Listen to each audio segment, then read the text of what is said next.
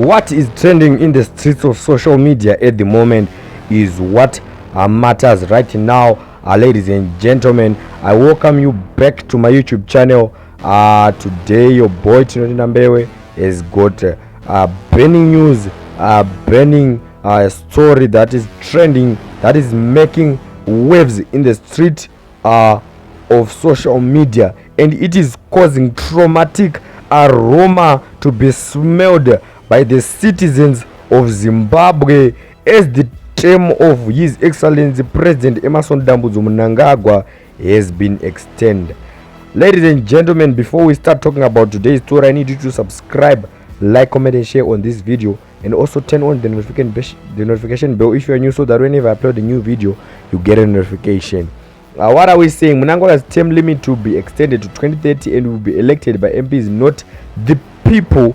That means the democratic system that was being used is sincerely being let down by the government of Zimbabwe. And I think most of you have heard about this, and most of the people in the country are not happy, and other political heads are not even happy about this, including the Vice President of Zimbabwe, Dr. Constantino Chiwenga. So I'm going to read what first the President of Zimbabwe has posted on his Facebook page, and then we will also give you the information that the CIO in the government, which is opposing the amendment of the amendment that has been made by the Constitution of Zimbabwe, and giving a warning to the President of Zimbabwe, he has said. So let me first read the writing of the President Mnangagwa. I presided over the first cabinet meeting of 2026, marking a new and pivotal phase in our national development journey under the National Development Strategy 2. I emphasized the need for greater synergy, collaboration and complementary across government, guided by maturity, discipline and a shared sense of purpose in the execution of our duties. I made it clear that unwarranted rigidity, inflated individualities, misalignment and bureaucratic lethargy will not be tolerated. We are answerable to the people of Zimbabwe, and accountable governance must remain central to our work. In line with our reform agenda, government must finalize the review of licenses, permits, levies and fees within the first quarter of 2026, supported by the timely insurance of the government. I think you have heard it for yourself what the President of Zimbabwe said concerning the changes in the constitution of the country. So right now I'm going to read the warning that was given by the CIO to the President of Zimbabwe.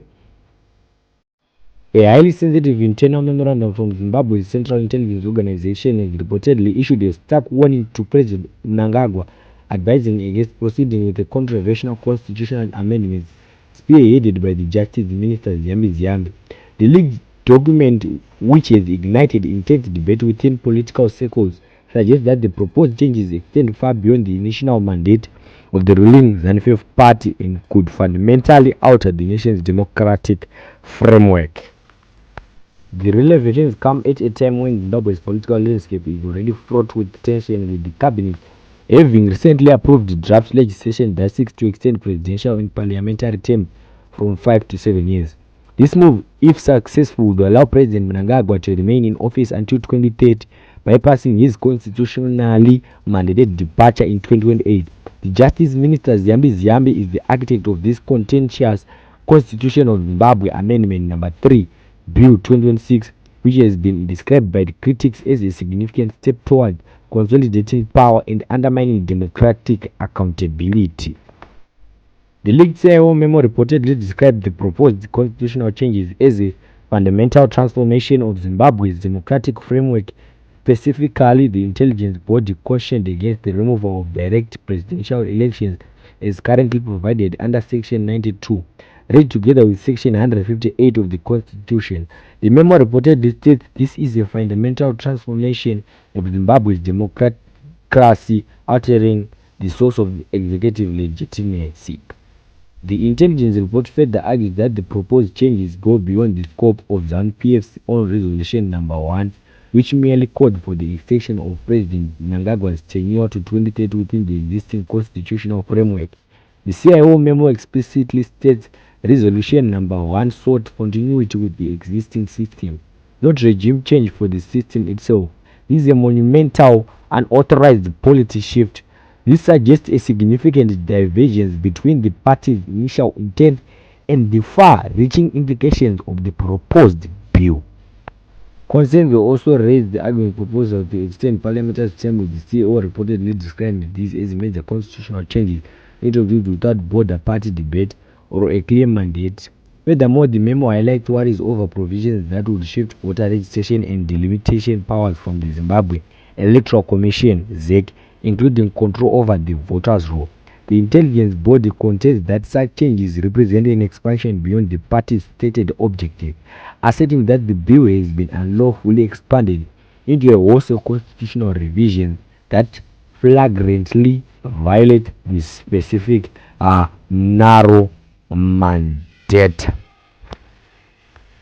Crucially, the CIO is reported to have warned that any attempt to extend presidential terms without a national referendum would contravene Section 3287 of the Constitution. This section outlined the procedures for amending entrenched provisions, implying that a direct popular vote would be necessary for such alteration to the presidential term. Justice Minister Ziyambi has been at the forefront of this legislative push. The Constitution of Zimbabwe Amendment Number 3, Bill 2026, proposes a shift towards a 7-year extension. The leaked CIO memo and the proposed constitutional amendments are unfolding against a backdrop of deepening functional tensions within ZANU-PF. The debate over President Mnangagwa's succession and the extension of his term, which is currently set to end in 2028, has intensified internal divisions. While some party members publicly support an extension, others advocate for adherence to constitutional term limits. The government has yet to officially comment on the authenticity of the leaked memo. Thank you so much, guys, for watching this video. Don't forget to subscribe, like, comment, and share. And I think you have heard it for yourself, the warnings and actions that are going to be taken up by the CEO. And this means that not every one of the political parties are happy about the agreement of extending the term of the president of the country.